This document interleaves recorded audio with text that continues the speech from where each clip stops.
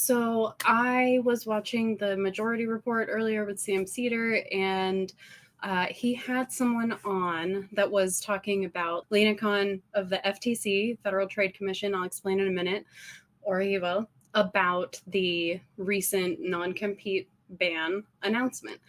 And while I was really interested in just like all of the details of the non-compete ban and like what stage it's at, how likely it is that it's going to happen, how it's going to affect the workforce and everything, especially because my husband is affected by one, as are, I think it was something like 1/3 or 40% of the workforce in America, which is wild to me. Anyway, there's some really great information in this video that I would like to share, just like labor, employment, and consumer protection wise, just like all around. I think this applies to a lot of what I do in like anti-MLM, consumer protection, advocacy, activism, the kinds of things that were spoken about at the MLM conference the other day, which if you don't know about, click here. I'll put something there. And if you do, and you just want to see the replay, the videos will be up on the MLM conference website, mlmconference.com, whenever they're up. Usually it takes 1 to 2 weeks, maybe. So I didn't actually take any notes while I was listening to this. I wasn't planning on doing a reaction. I haven't done anything like this in a long time, obviously. But by the end of it, I was like, so much of this applies to so much of our fight against the Direct Selling Association. And they never actually mention MLM in this video, but there's so much that I want to say, like in response to what they said, that I'm just going to watch it, and I might cut out like some unrelated parts if there are any that I feel don't really fit into this conversation with multi-level marketing, just because it's kind of a longer video and I'm going to be adding to it. So I'm going to pull up the video from the Majority Report, press play, and I'll stop it whenever I have something to add. Okay, so first of all, I love that the title of this is Conservatives Are Scrambling to Stop This Woman, because this is in reference to Lina, who David Dayen, I think is how you pronounce the name, will be explaining who she is in just a minute, but she's a rock star. Honestly, she was on Jon Stewart a couple of months ago, was it? It was a handful of weeks ago. Anyway, it was like a huge deal, a huge controversy in the business world, and I love it. There are so many parallels, and not only parallels, but actual crossovers when it comes to the non-compete ban with what we are eventually hoping to see eventually come into fruition with MLM. Let's start the video, and yeah. Sam Cedar on the Majority Report. Emma Vigeland off today. Nevertheless, David Dayen did show up. And despite Emma's absence, he's the executive editor of the American Prospect, also the host of the weekly American Prospect Roundup on Fridays. The weekly Roundup. Well, I wanted you on today because we just had a letter carrier on, and I know that nobody shares my obsessions with the post office more than you. In fact, maybe your obsession with the post office was probably my gateway drug for that. But yeah, I mean, obviously it's waned a bit since we had a pilot program alleged for a postal banking option that I think the Prospect, in testing the system, represented about 20% of the transactions. Yeah, well, they did a very good job about making it not clear that it existed, too. Yes, that is true. And I would say designed to fail. Well, hopefully, hope springs eternal. Maybe that'll be something in the future that an administration will expand. I mean, the last couple weeks, we have seen the possibilities there of what you can do with personnel with the will and ability to get things done, and a creative group of ideas. I mean, that is the segue into the FTCs.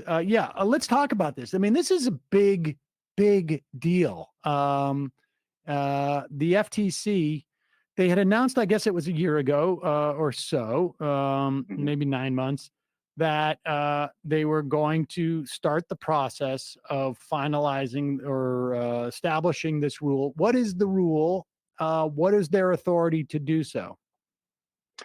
Yeah, it goes back to the beginning of 2023, actually, is when they proposed this rule to ban non-compete agreements. So if non-compete started as a way to protect and preserve corporate trade secrets, really, among senior executives in various fields.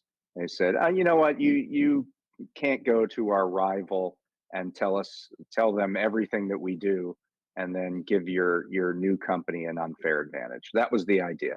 Now, there are other trade secret laws that restrict that, but these agreements sort of became somewhat standard in among senior executives. And over the last 20 years, they have bled into all sorts of different occupations, as ridiculous as dog groomers, as short order cooks, as janitors. Yeah, so I'm familiar with this not from personal experience, but my husband is a massage therapist. Fast food restaurants sometimes will do this as well. Fast food restaurants, as if there is just a tremendous amount of trade secrets that you get by grooming a dog, that you are giving your new business an unfair advantage for. Roughly 30 million people in the United States work under non-compete agreements, or some variation thereof. Insane. Yeah, because I mean, that seems like it's probably like what, 20% of our workforce. It's more like 30. It's an incredible number, and according to the I mean, why is this done? It's very clear. It's a wage suppression tactic. If you can't, by your own contract, go across the street to a competitor of your business, then your business doesn't have to worry about that competitor offering you more money, right, for your labor. It's This is exactly this is exactly what my husband has dealt with. Version of what we call monopsony. It shrinks the pool of buyers of labor, the pool of companies, employers, for your particular skills and talents. And it's nothing more than wage suppression.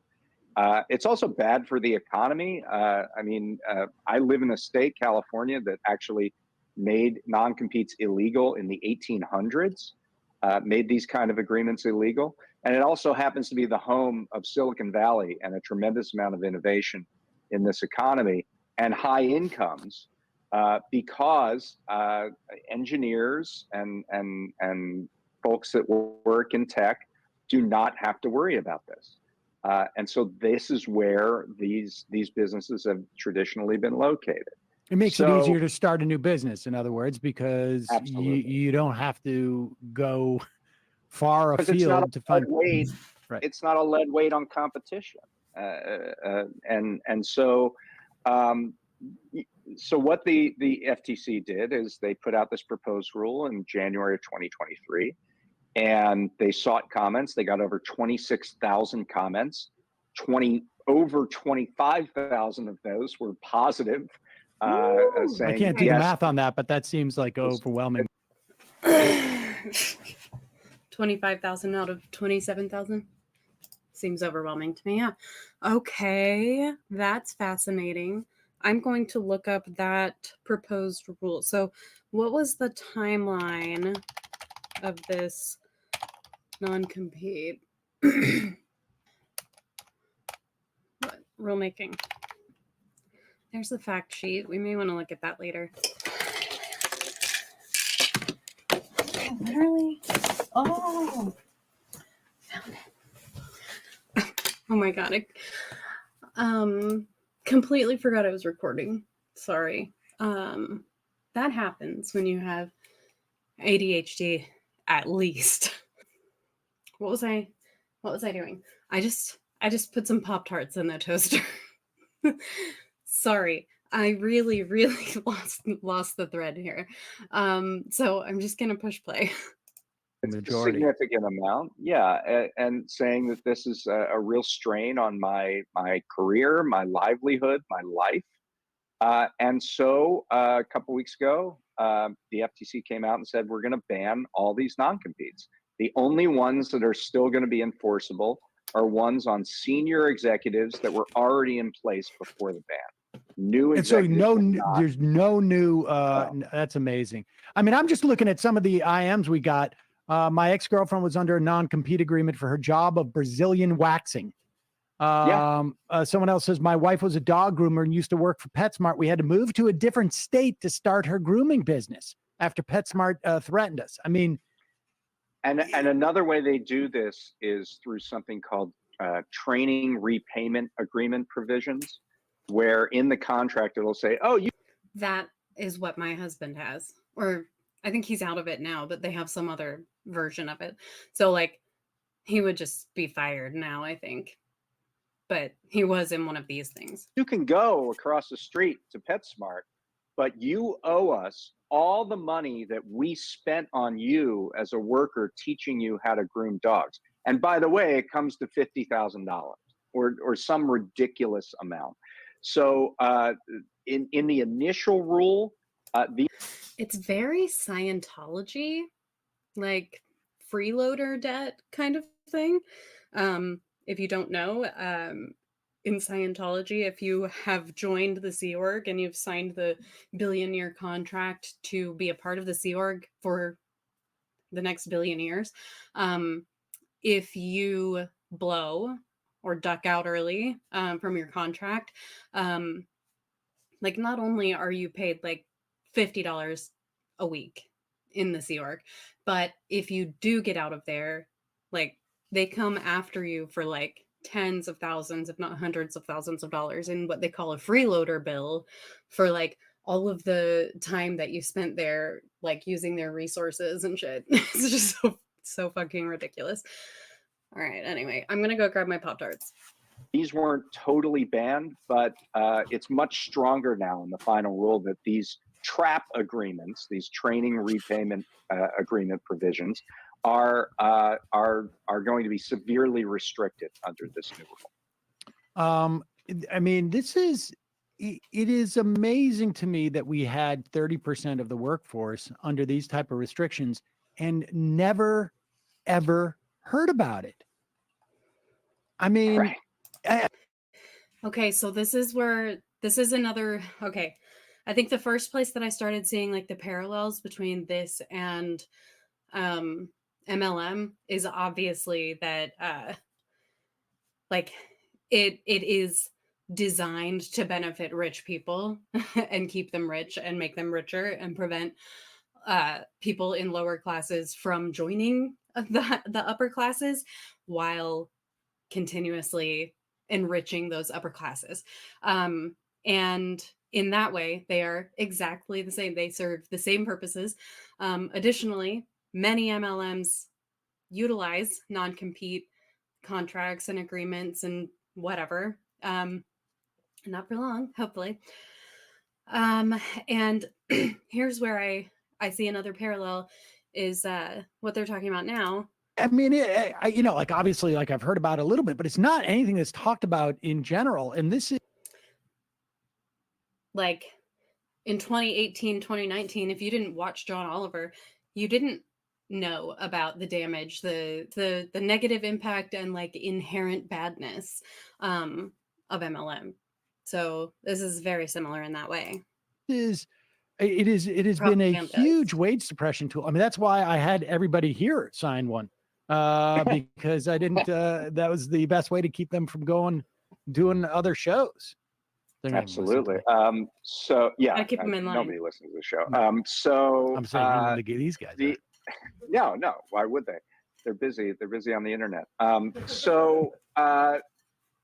The FTC estimates that the annual change in pay because of this ban will be $300 billion a year.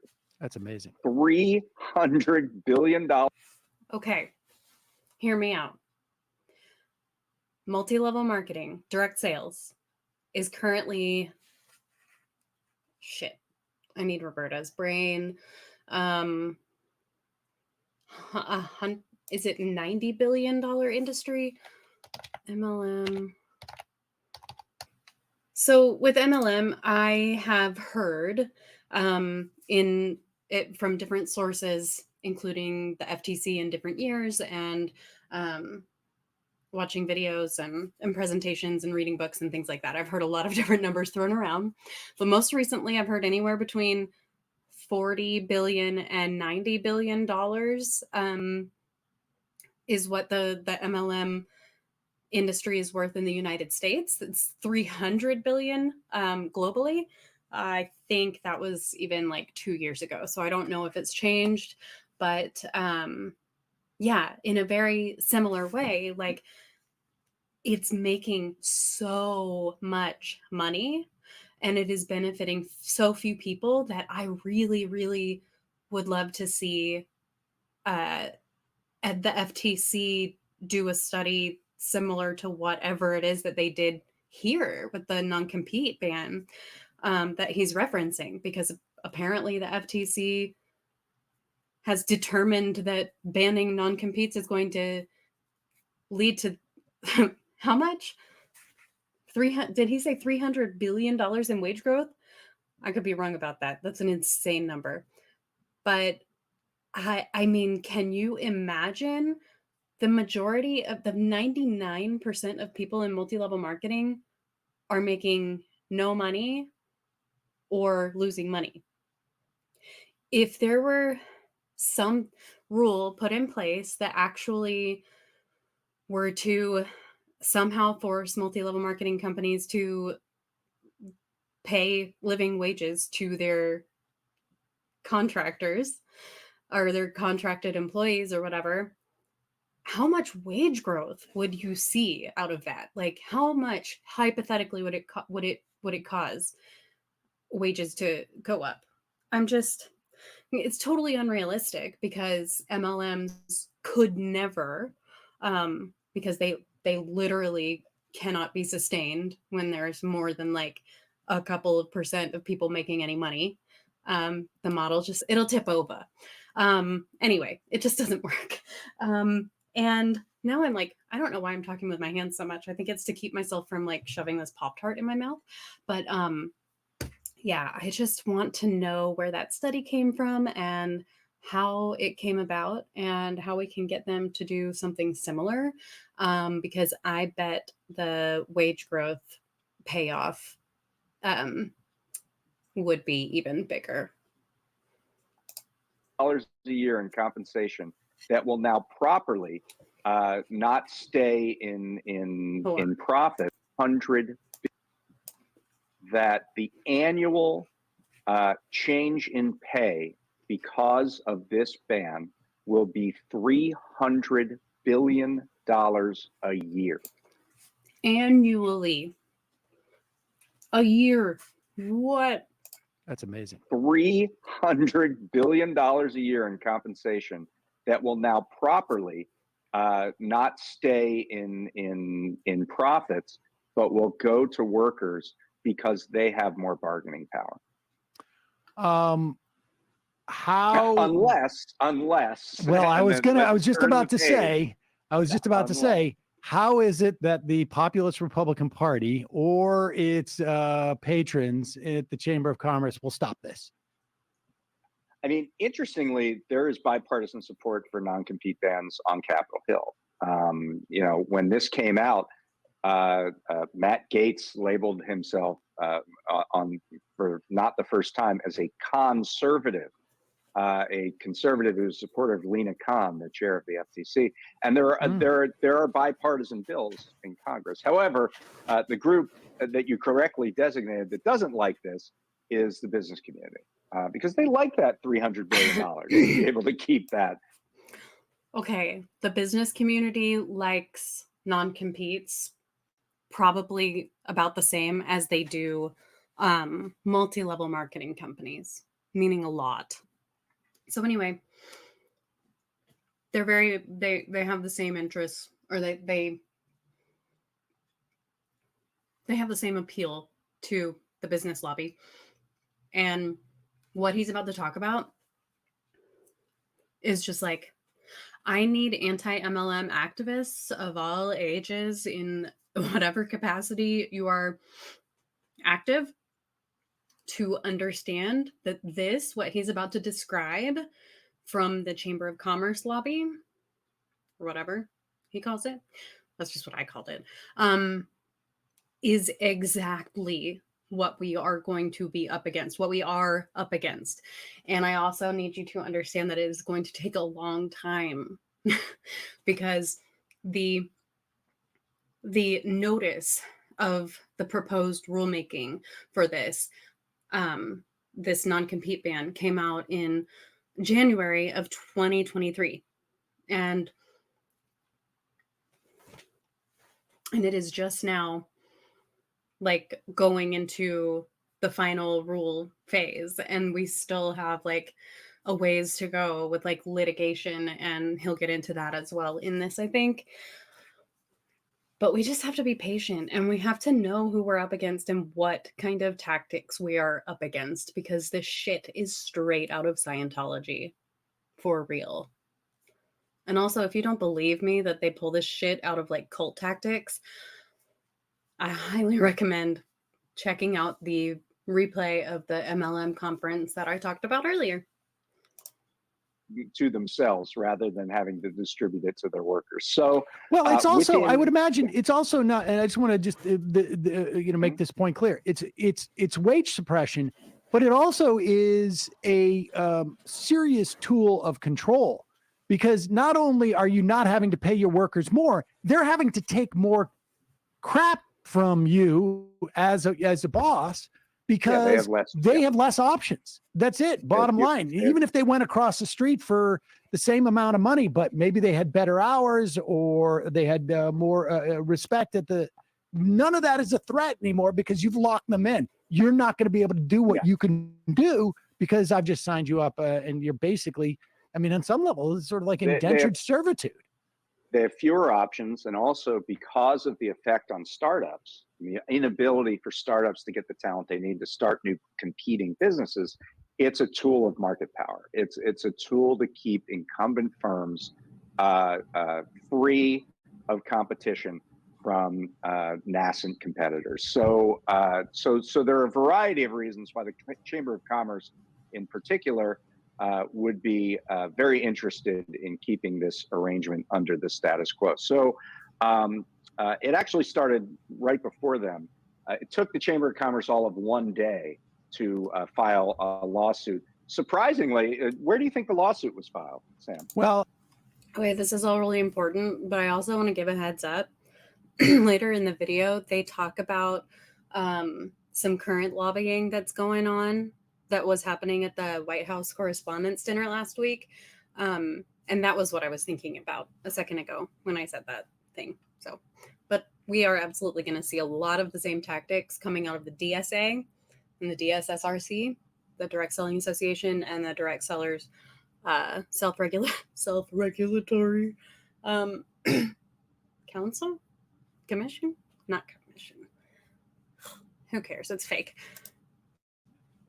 I'm going to guess it was probably like in the Fifth Circuit federal courts or somewhere around there, right? Was it? Yeah, it was actually in Texas, where this apparently is a big. And I promise you, we will see Jennifer Grace, Terry LaCour's like primary attorney. And by the way, this guy has like 100 companies. they're in Texas. They're in Texas, and they're definitely gonna, if the FTC tries to pull anything like that we want them to pull,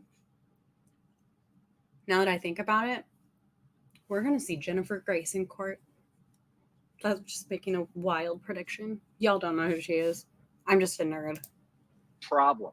Oh, wow. That's amazing. Because the day before the Chamber of Commerce's lawsuit, just hours after the non-compete ban was put into place, finalized by the FTC, a company called Ryan LLC, which is a real piece of work company, they filed their lawsuit a day earlier. Now, the lawyer that was designated to file that lawsuit, their chief counsel, is a guy named Eugene Scalia. Where have I heard that name before? You might have heard that name before because he is the son of the former Supreme Court Justice. He was also Donald Trump's labor secretary. Yes. And fun fact, last year's anti-MLM conference was actually held at the Antonin Scalia School of Law at George Mason University. It's just, I know not all of these things are exactly interconnected, but they kind of are. And it's just like, it's just too much. Too many pins for my red yarn. When he's not in office, he is generally seen as the hired gun to knock out rules. He did this throughout the Obama administration and here again during the Biden administration. Did they both file in Texas? Because indeed, they filed in different parts of Texas. Now there's been a change to the sort of like to the venue shopping. Well, there's been a change in the venue shop. It hasn't taken place yet. There was an alleged change to the venue shopping, but so the judicial conference came out and said, we should do this differently so that, there aren't these circumstances like there are in Texas where there is a judicial district with one judge. And so if you file in Amarillo, you're going to get that judge who happens to be and his name is Matthew Kaczmarek, I think, a Trump-appointed judge, to hear your case. So the judicial conference said, well, what we should actually do is if you file in Amarillo, you should give it to the entire district there, not just Amarillo. But these are the same judges that the like American, not Moms for Liberty, but what is it? Americans for Freedom League or something, whatever, like fucking coalition it is that is like taking all of these cases to court to like try and ban abortion pill and ban abortion and ban people from giving people abortions and like anything that has to do with abortions. But also like LGBTQ and like Christian theocratic, like, I think these are the people behind Project 2025. Like, we're talking like cuckoo for Cocoa Puffs. But the entire northern district of Texas, for example, in the case of Amarillo, so that there would be some random assignment there. And the chief judge of the Northern District of Texas said, nope, I don't want to do that. Yeah. I didn't realize. And a lot of pressure from the Republicans in Congress. Basically, the judicial conference stood down and said this was non-binding guidance. And would you please change your policy? To which the head of the Northern District of Texas said, no. No, thank you. So that we're still in the situation of judge shopping, and that's why, of course, these plaintiffs are filing in Texas, where they pretty much know. Even, by the way, even under the judicial conference's rule, it's not like there are a bunch of liberal judges in Texas. The fact that we have the blue slip rule, and there's a lot of deference given to particular home state senators over who the judges are in their particular areas, means that if you're filing in Texas, you have a pretty good chance, no matter where you file, that you're going to file in front of a conservative judge. I imagine too, if you've got, if you put in multiple cases, that just increases your odds. It's like putting down a couple more chips on a roulette wheel. You've got more bites at that apple. So you know, they got a Trump judge in the Eastern District for the Chamber of Commerce case. They, I believe, have a Trump judge in the Northern District for this case of Ryan LLC. By the way, Ryan LLC, there's this guy named G. Brent Ryan who's the head of it, and it's basically a business tax services company. They get huge discounts on corporate taxes for their clients. This guy literally advised Trump on his tax plan in 2016, before the 2016 election. They gave several hundreds of thousands of dollars to the Trump inauguration. He's a part of the conservative ecosystem, right? And then he hired Trump's Secretary of Labor to file this case in the jurisdiction. Now, if it so it was in Texas. That's the district court level. If it goes to an appeals court, it would go to the Fifth Circuit, and if it goes beyond that, it would go to the Supreme Court, where there's a conservative majority. So we basically have this funnel for these kinds of advances, regulatory advances by the Biden administration, where they never have to touch anything but a conservative activist, essentially, in terms of a judge, to see whether or not they will be allowed to go through. And the arguments being made here are the same arguments we've heard over and over. First of all, they say that, well, the FTC isn't allowed to write rules, even though there's a very clear language in the FTC Act that says they are allowed to write rules and regulations. And then in the same breath, and this is true in both of the lawsuits, they say they're not allowed to write rules. But even if they are allowed to write this rule, because this rule is a major question, and $300 billion. It means it's a major question doctrine, which is, just to remind people, this is a doctrine that is significantly young, about the same age as my daughter, who is a freshman. This came up in the Q&A at the MLM conference. We heard from folks who work in consumer protection organizations, and basically what they were telling us, what was the name of that group? Democracy something. I'll add it in here. I'll put it in here. This lady spoke from that, and I definitely want to chat with her about all of this, but she mentioned that the major questions doctrine would almost certainly come into play were the FTC to put forward an actual NPR, which is, like I say, what they did here in January of 2023 for this. About the same age as my daughter, who is a freshman in college, and not even really that old. Let me put it this way. It did not exist anywhere except for in the minds of some people, maybe in the Federalist Society. Scalia, I think it was, oddly enough, Scalia may have brought it up about 18 years ago, just sort of like offhandedly. This is sort of a major question. And within the past couple of years, the Supreme Court has decided we don't really need a principle in law. We just need essentially a do not pass go, collect $200 type of card, which is a wild card where we look at something and we think it shouldn't really fall into the rubric of anything that's established, written, or in terms of common law. We're just going to call it the major questions doctrine, or a major question, and therefore we can just decide, we don't want this to happen.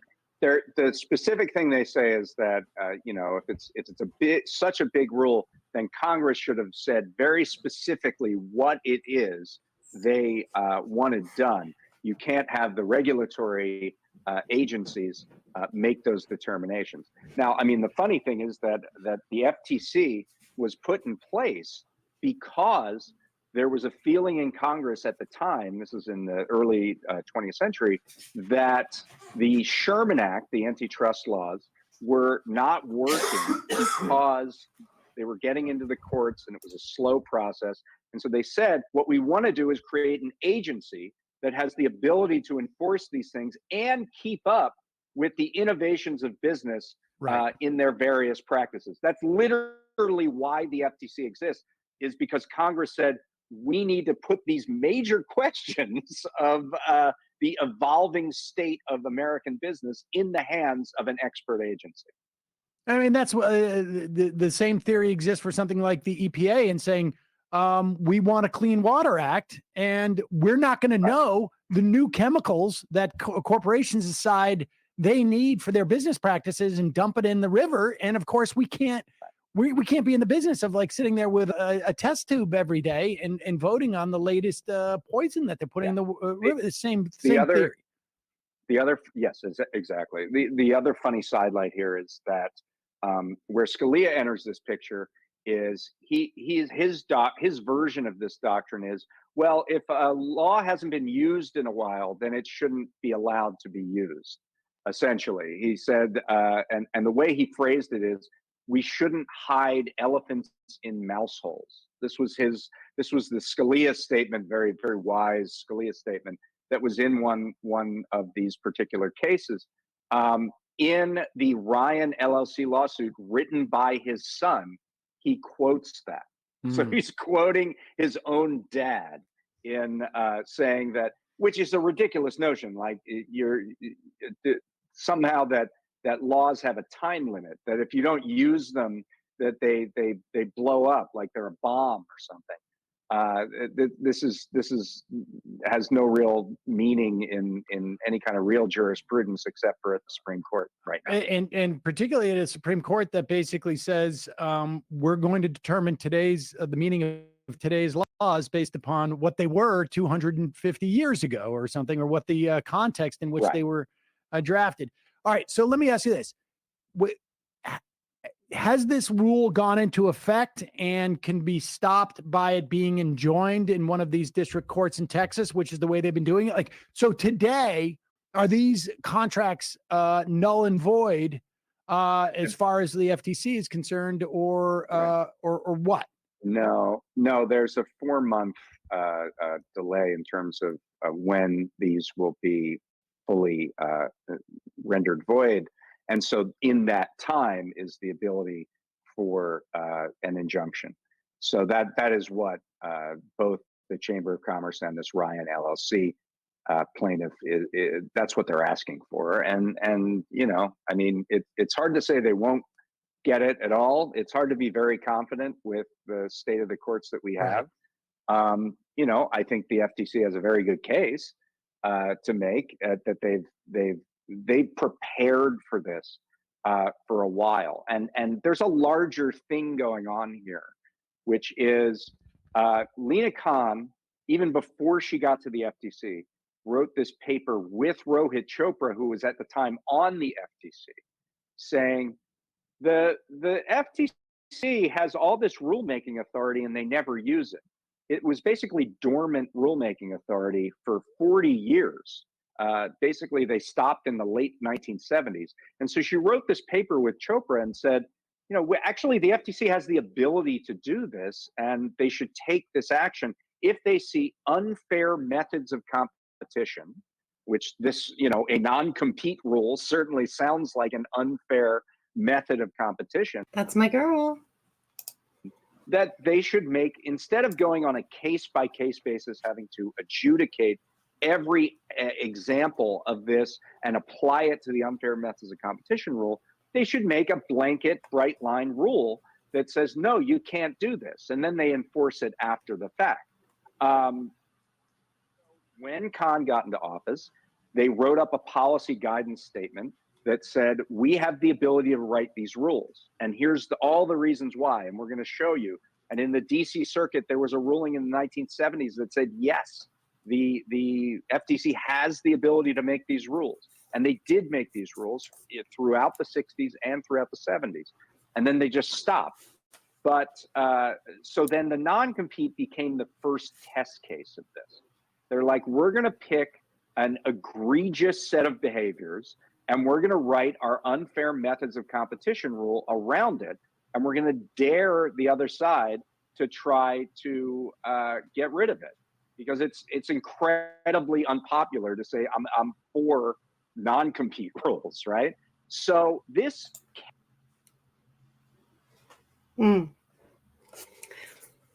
My wheels are just turning. You know, I know the FTC and Lina Khan have so many different priorities,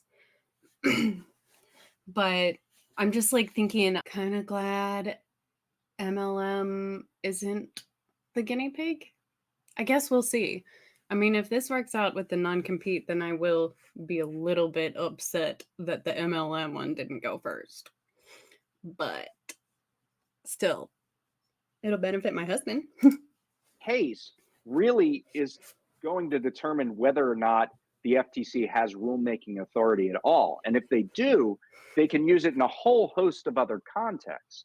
So banning exclusive deals where you say, I'm going to make a contract and you're taking action on deceptive earnings and income claims in multi-level marketing, changing the business opportunity rule. I think I will be watching this very closely. a sole source on it. So maybe the potential legislation we saw around big tech, where they self-preference their own products. Yep. That could be seen as an unfair method of competition. The FTC could write a rule saying you can't self-preference. So all of this rulemaking is contingent on this surviving this court challenge. And so that's why it's even more important than just non-compete. I mean, in some instances, it sort of feels like that's actually the actual story here for the chamber. This is for the chamber and for Ryan LLC and whatever the conservative movement and corporate movement is. This is the idea that it's about non-competes is secondary to the idea that we can incapacitate the FTC from doing any rules in any time in the future. And that's the real principle that they're fighting on. Right. All right. I wanted to talk about the Live Nation. Whoa. I don't even know what to say about that. I just wanted to share it. I am going to keep playing the rest of this because this story about Live Nation that David Dayen is about to share blew my mind, because it is a perfect example of what the DSA are doing in DC all the time, every day, on behalf of multi-level marketing companies. This is what we're up against, and I think it's super, super just like informative. Important for us as consumer protection activists and advocates to be aware of these tactics. And maybe we'll have to do that at another time, but let's tease that story so we will link to it and people can check it out. Give us just sum it up for us. Use the napkin as a sum up for us, because it was really, that was pretty amazing. It's unbelievable. So look, Live Nation is under antitrust investigation. The Justice Department probably within weeks is going to file a lawsuit against them. There's legislation in Congress that is looking at not only ticketing markets, but the way that Live Nation, which is a dominant player in ticketing, in event management, in artist promotion, in venue operations, the way that their business practices go, the Congress is looking at, dismantling those. So they need friends, right? And so who do they go to when they need friends? They go to DC Insider Media. So one thing that is a little less understood around, everybody knows about the White House Correspondents' Dinner, and like there's this glitzy affair in Washington where the media elite and the political elite and a bunch of celebrities get together and they have a laugh or two. But there's now like a whole week of events around the Correspondents' Dinner where these media outlets throw parties that they invite people to. And Axios is one of these DC kind of insider media organizations. And they threw 2 parties last week around the White House Correspondents' Dinner. That's amazing. And Live Nation was the co-host of both of these events. And so you mentioned napkins. So I was passed a picture of the cocktail napkins at one of these events, which, by the way, Jelly Roll performed at, who is an artist. Live Nation produces his concerts, his tours. No, wait a second. So am I to understand you were not at any of these parties? They had security locked down pretty tight, and so the prospect did not get into any of these parties. But you were not invited. I was not invited, but they don't get the heavy hitters in DC. I obtained this cocktail napkin, and the napkin was lobbying. Basically, the napkin said on it, I don't have the exact quote. I have it. It's fans paid on average $38. This is what, like, it's a picture of a napkin. Can you get this, Bradley, and put it up there? Yeah. Picture of Bradley, it's a picture of the napkin. It says Live Nation in the corner, and it says fans paid an average of $38 an hour, an entry-level U.S. concert ticket in 2023. So the idea is basically to let all of the reporters know, like, man, it is cheap to see a show these days. Here, we just put it up. Yeah, there we go. Yeah. And incidentally, to let the reporters know, to let the political types who are there know, to let the staffers know, that's who goes to these things, that, it's not a big deal. Now, let's break that down, right? It doesn't say Live Nation concerts. It just says concerts, right? It says entry-level ticket. I have no idea what that means.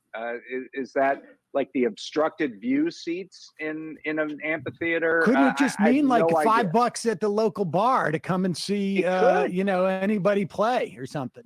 It could be something with a $10 cover charge. So it's exactly like an IDS. Oh my gosh, an income disclosure statement from an MLM company that says, our reps make an average of blah, blah, blah.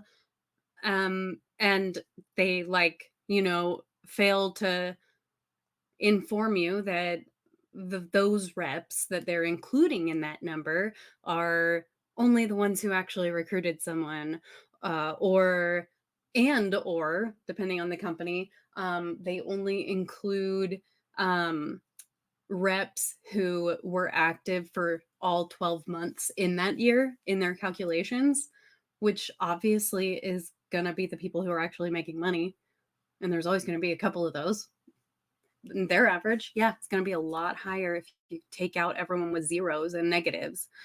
So this is the exact same, like, kind of twisting of the narrative and like using it for propaganda. It's gross.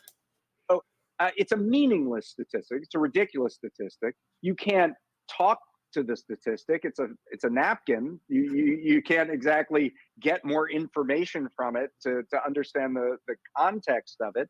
And there were other napkins that had other quotes on it, by the way.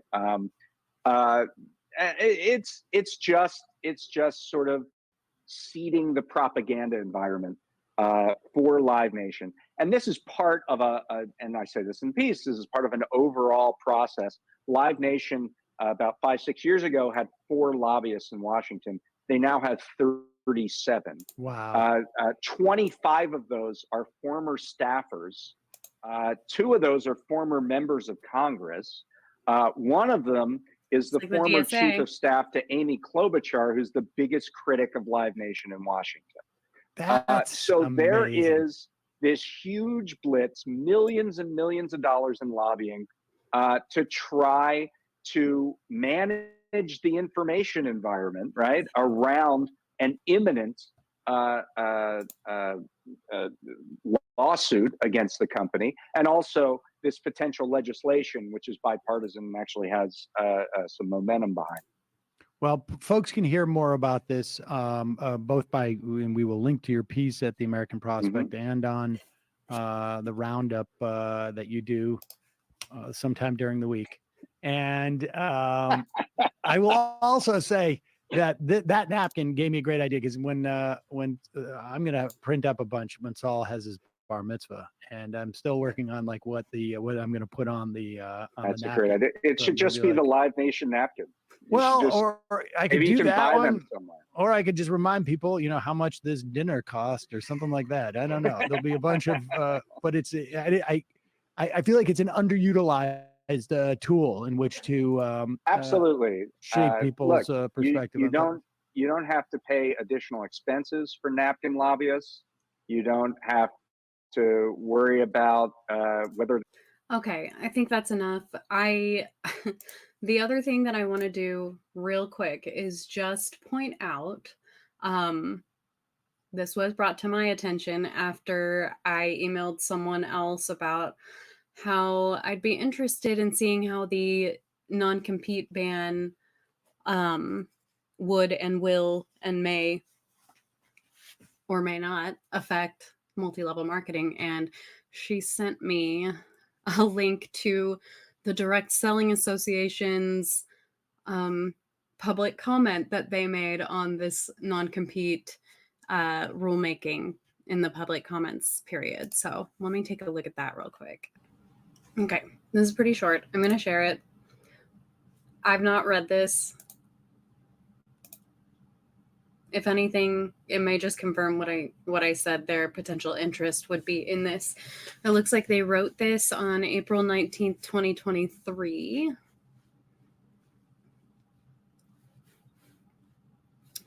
And it says, "Dear Federal Trade Commission, the Direct Selling Association is pleased to submit these comments to the Federal Trade Commission in response to the Notice of Proposed Rulemaking, NRPM, on the Non-Compete Clause Rule 16 CFR Part 910, blah, blah, blah, blah. We are concerned since the scope of the NRPM is so broad. The FTC does not have adequate legal standing to promulgate such a rule, and the position in the NRPM of the rule's impact on non-solicitation agreements is nebulous at best.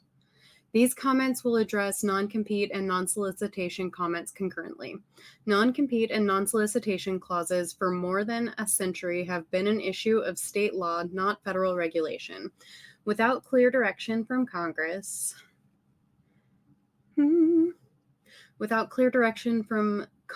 a federal agency cannot intervene in state law and interrupting state-governed contract law. Additionally, Congress has not delegated the FTC necessary statutory to issue such a sweeping rule without express authorization."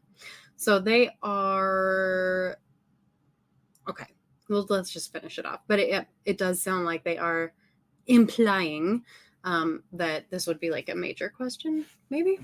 I don't know. 1, the FTC lacks the statutory or constitutional authority to issue a rule banning non-compete clauses.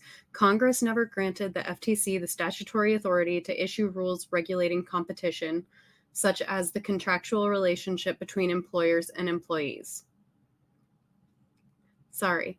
Congress never granted the FTC statutory authority to issue rules regulating competition? Isn't that like their job? The FTC has never attempted to promulgate a competition rule for 50 years across 8 presidential administrations of both political parties. Okay, so this is exactly what the guy was referencing. They're using the exact same language, that the DSA is using the exact same language that the Chamber of Commerce and all these other like business lobbies are using. They are all definitely in this together. We're all in this together. So that's wild. So let's see. Indeed, such a broad grant of statutory authority would have been extraordinary, as it would have allowed a majority of just 3 commissioners, independent of and with little guidance from the president or Congress, to dictate commercial practices and override state laws across virtually the entire U.S. economy. If the FTC were to be allowed to write this rule, there would be no limit to additional rules it might write in the name of promoting competition. So just to remind everyone what we just heard explained by Sam Seder and David Dayen, what was it again? I already forgot. This is bullshit. Basically, they're claiming, well, if you had the authority to do this, you would have done it a long time ago. Obviously, you didn't have the authority to, because you never have before. Second, they're saying, and they're basically accusing the FTC in this of bringing their own pet issues and like going after them without the authority vested in them by the administration that appointed them and the Congress that voted to give them power. And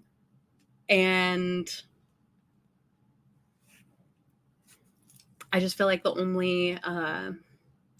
only purpose of doing that is, I mean, it's just absurd to me, because the whole point of like major questions, like Sam was saying, I think Sam Seder has just said this, the whole point of major questions, like those are supposed to be relegated to the agencies who actually understand what's going on. They are following the path that Biden, who we elected, we can talk later about how much I regret that, but we elected him. And this is his agenda that he has asked Lina Khan to put forth and enact. And I voted for that. So pretty sure I didn't vote for the DSA and all you big fucking lobbyists on K Street. The NRPM. Oh, okay. The FTC needs to clearly state its position on non-solicitation clauses. The NRPM generally takes the position that non-solicitation clauses would not be under the scope of this rule. The notice states that these types of agreements generally do not prevent a worker from seeking or accepting employment with a person or operating a business after the conclusion of a worker's employment with the employer. But the notice qualifies this statement by saying if the agreements are unusually broad in scope, that they would function as non-compete agreements and be under the purview of the rule. The NRPM later defines non-solicitation agreements as contractual provisions between employers and workers, prohibiting the worker from soliciting clients or customers of the employer. The Commission also seems to further entangle the concepts of non-compete and non-solicitation agreements by citing statistics that non-solicitation provisions are usually present with non-compete agreements. In future proceedings, the Commission should further clarify the position of a potential rule on non-solicitation agreements so sales-based businesses such as direct selling can best respond. I don't really understand what that means, so I'm not going to comment on it. 3, non-compete and non-solicitation clauses benefit direct sellers. Okay, let me hear this justification. On the merits, the FTC's blanket ban on non-compete and a potential ban on non-solicitation clauses will likely harm independent Salesforce members, companies, and consumers. Some responsible restrictions are necessary to attract and retain Salesforce and maintain integrity and competitiveness of the compensation strategy for direct selling companies. So they just want to keep their comp plan secret. Okay. If a Salesforce member leaves one company to join another, they may undermine the overall business by taking information learned about future promotions and sensitive sales information. How would that harm individual business owners? It might harm the company, but this is the Consumer Protection Bureau. While it may be suitable for Salesforce to participate with competing businesses, it is critical for a company to be able to protect its confidential information and Salesforce data and its existing Salesforce from questionable solicitation. I find direct selling in itself to be questionable solicitation at best. So, fuck you. All right. Number 4, further work and dialogue on a restrictive covenant rulemaking. Consistent with all issues impacting the direct selling channel under the jurisdiction of the FTC, we are prepared to work with the Commission on rules that positively impact consumers and the economy.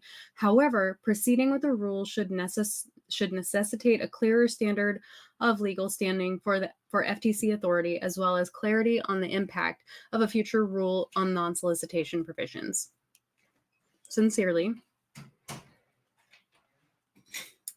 Joseph N. Mariano, president of the Direct Selling Association. My guy. What a dick.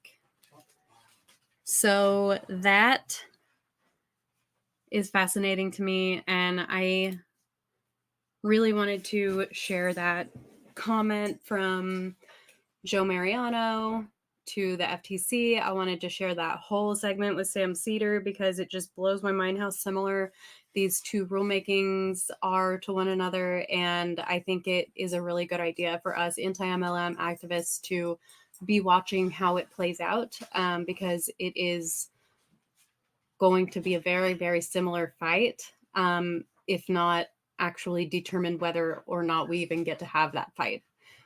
So anyway, I guess that's it. Have a good night.